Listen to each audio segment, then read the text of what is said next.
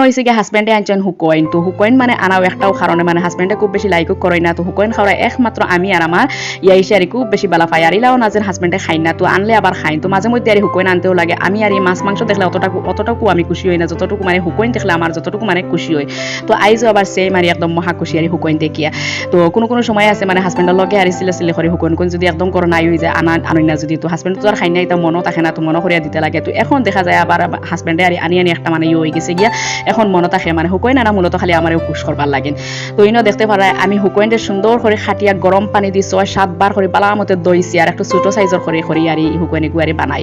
তো একটা হয়েছে গিয়ে গাগলার হুকোইন, একটা রান্ধিতে সময় আবার কোনো লবণ লাগে না, বিনা লবণেও রান্ধা যায়, মানে একদম লবণ চুয়াইও না, যত সময় যাইব তার লবণ খালি বাড়তেও থাকবে। আর এই হুকোইনটা খাইতে খুব বেশি ভালো লাগে, একদম মাংস লাখান লাগে আর কোনো গোসাও থাকে না, মাঝখানেও একটা বড় গোসা থাকে। আর দেখতে পারা পেঁয়াজ গোল্ডেন ব্রাউন হয়ে গেছে, ইনো হয়েছে গিয়ে এক করে আর বেসিক মশলা আর যা আছে সবটা দিয়ে আর সুন্দর করে রান্না করে লাইমু। তো গাইস আপনারা লাগে একটাও জিনিস আমি রিকোয়েস্ট করি, আর তো আপনারা একটা লাইকের কারণে আমি ভিডিও বানাই, কিন্তু আমি তো আর জানি আর যে ভিডিও বানাই আমি কোনো অট্টালিকা বানাইতে পারতাম না, আর অত কোটিপতি হইতে পারতাম না। যদি ইলা হয়ে যেতে পারতাম তো হাজব্যান্ডর আর মানে মাথার গাম ফাও ফালাই আর এত পরিশ্রম করতেও লাগতো না। ভিডিও বানানি একটাও মানে নিশা হয়ে গেছে গিয়া, ভিডিও না বানাইলে মানে আরামও পাই না, তার দায় আর একটা হইল গিয়ে আমার একটা হবি আর অর্থাৎ আমি ভিডিও বানাই।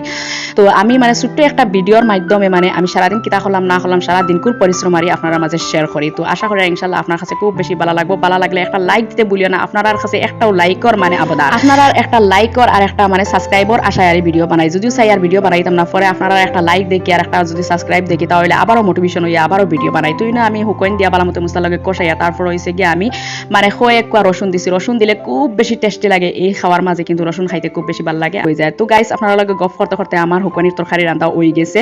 তো ইনশাল্লাহ আশা করি আপনার কাছে আজকের ভিডিও খুব বেশি ভালো লাগবে।